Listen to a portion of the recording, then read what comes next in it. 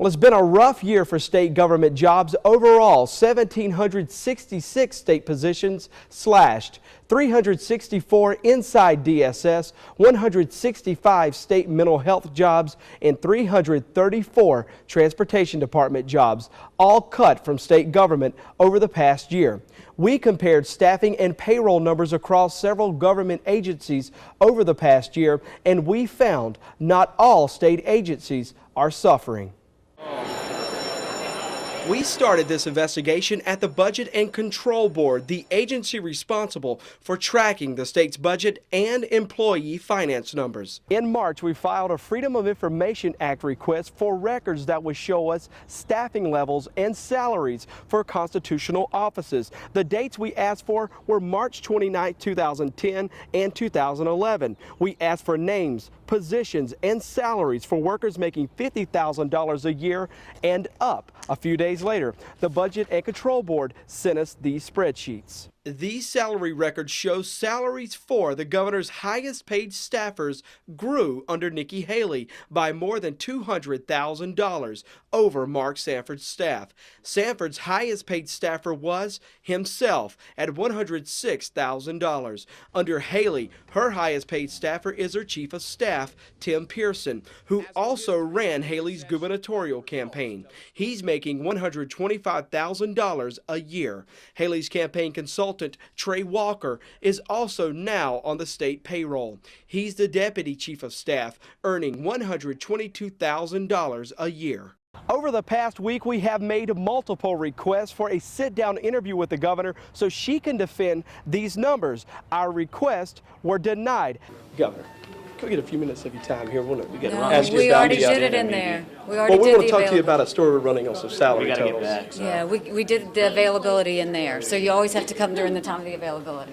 But late Thursday afternoon, Trey Walker had this response from the governor's office. Well, Jody, it's the difference between looking at a glass half empty and a glass half full. Overall, payroll for the entire governor's staff is slightly lower than Sanford's. But when we looked at Haley's highest earning employees making more than $50,000, their salaries grew by more than $200,000. Ask them to do, in many cases, 2 and 3 positions, 2 and 3 jobs that other administrations had done in the past. So what she's asking people to do is to do more, and she's getting a better bang for her buck out of it.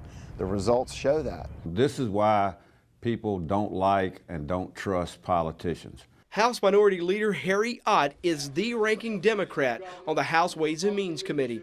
Ott calls the governor's hires a shining example of good old boy politics. Height of hypocrisy is we give a $125,000 job to somebody who works on our campaign, and at the same time we cut services to handicapped children.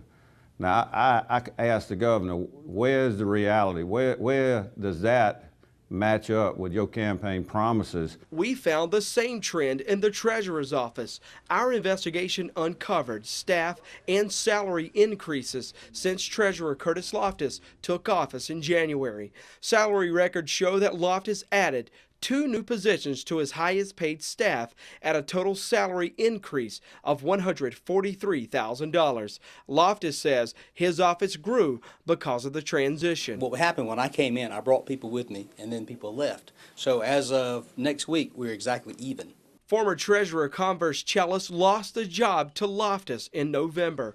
Under Chellis's watch, he cut the treasurer's budget by $100,000 his first month in office. It was pretty important to show that we can reduce some of the cost to government. And I realized that we're keeping $100,000 or more dollars that we not need to spend. And so I immediately, first thing I did is returned $100,000 to the state general fund. Chellis says he never added a single job to the office. Loftis added a public information officer and a chief of staff position. Loftis named Bill Leidinger as his chief of staff at $117,000 a year. Secretary of State records show that Bill Leidinger's son is Loftis's business partner.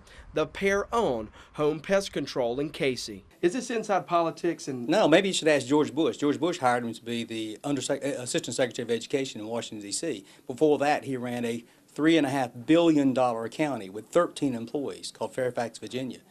The most impressive resume in state government. You can't hook me for that. Now, when you get into office, you find that they've hired their friends. If you're a campaign contributor, you get a high-paying job.